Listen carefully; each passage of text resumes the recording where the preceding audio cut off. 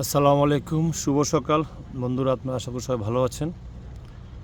আমি আজকে একটা থিম নিয়ে চিন্তা করতেছিলাম যে আসলে আমরা কার পেছনে দৌড়াচ্ছি, কেন দৌড়াচ্ছি, কী জন্য দৌড়াচ্ছি।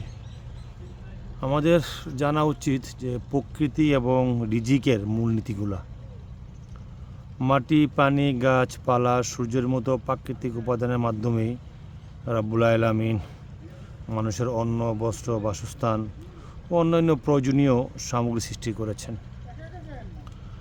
প্রকৃতিতে আল্লাহ তাআলা অবারিত রিজিক দিয়েছেন, তবে তা অর্জনের জন্য মানুষকে বুদ্ধি, শারীরিক পরিশ্রম দিয়ে চেষ্টা করতে হবে।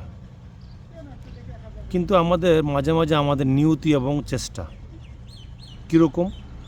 ইসলামী দৃষ্টিকোণ থেকে প্রত্যেক মানুষেরই রিজিক এবং নির্দিষ্ট বাহ্যিক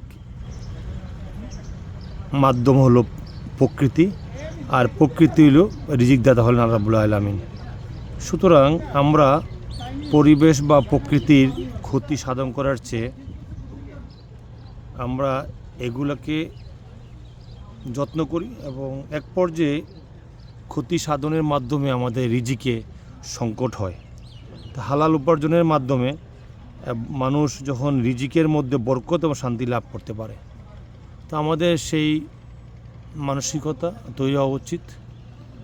আমরা শুধু খাবো, অন্যের রিজিকটা আমরা জোর করে নিয়ে আসব।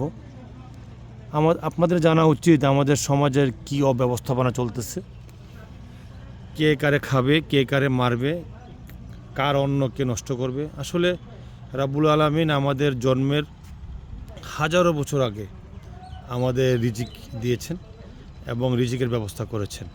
সুতরাং রিজিক, আমরা কারো রিজিক নিয়ে যাচ্ছি এবং জোর করে কারোর সম্পদ লুট করতেছি, এটা কিন্তু আমাদের রিজিক আল্লাহ তাআলার উপর হস্তক্ষেপ করা এবং এইটা ইসলাম বিরোধী এবং নাফরমানি।